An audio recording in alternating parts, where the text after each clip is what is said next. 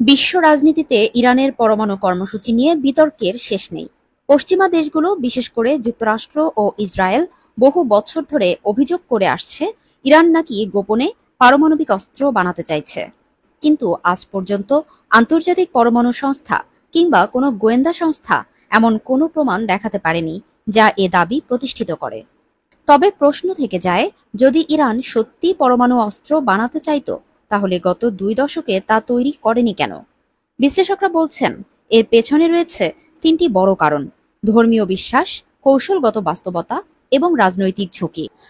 প্রথমত, 2003 সালে ইরানের সর্বোচ্চ নেতা আয়াতুল্লাহ আলী খামেনি একটি ফতোয়ায় স্পষ্ট করেন, পরমাণু অস্ত্র ইসলামী দৃষ্টিতে হারাম। শুধু ধর্মীয় নয়, এটি এক ধরনের নৈতিক অবস্থান, যেখানে নিরীহ মানুষ হত্যাকে ইসলাম কঠোরভাবে নিষিদ্ধ করেছে। দ্বিতীয়ত, কৌশলগত দিক থেকে ইরান মনে করে পারমাণবিক অস্ত্র নয়, বরং কার্যকর প্রতিরোধ ক্ষমতা, প্রযুক্তিগত উৎকর্ষ এবং আঞ্চলিক ভারসাম্যই নিরাপত্তার আসল চাবিকাঠি। তাই ড্রোন, ক্ষেপণাস্ত্র এবং অন্যান্য কৌশলগত সক্ষমতায় জোর দিচ্ছে তারা। তৃতীয়ত, রাজনৈতিক ঝুঁকি।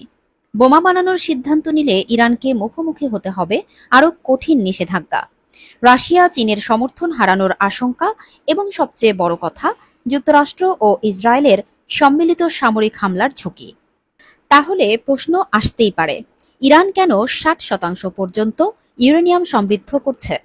বিশ্লেষকেরা বলছেন, এটি মূলত চাপের কৌশল, আলোচনায় প্রভাব বজায় রাখা, আঞ্চলিক শক্তির ভারসাম্য এবং জাতীয় মর্যাদা রক্ষার একটি উপায়। তবে বড় প্রশ্নটা আরও গভীরে। একদিকে এনপিটির সদস্য হয়ে ইরানকে প্রশ্নবিদ্ধ করা হয়, অন্যদিকে ইসরায়েলের মতো রাষ্ট্র, যারা কোনো চুক্তির আওতায় নেই, তাদের অস্ত্র ভান্ডার নিয়ে কেউ কিছু বলে না। বিশ্লেষক নোয়াম চমস্কি একে বলেছেন, যে অস্ত্র ইসরায়েলের হাতে নিরাপত্তা, সেটি ইরানের হাতে হুমকি।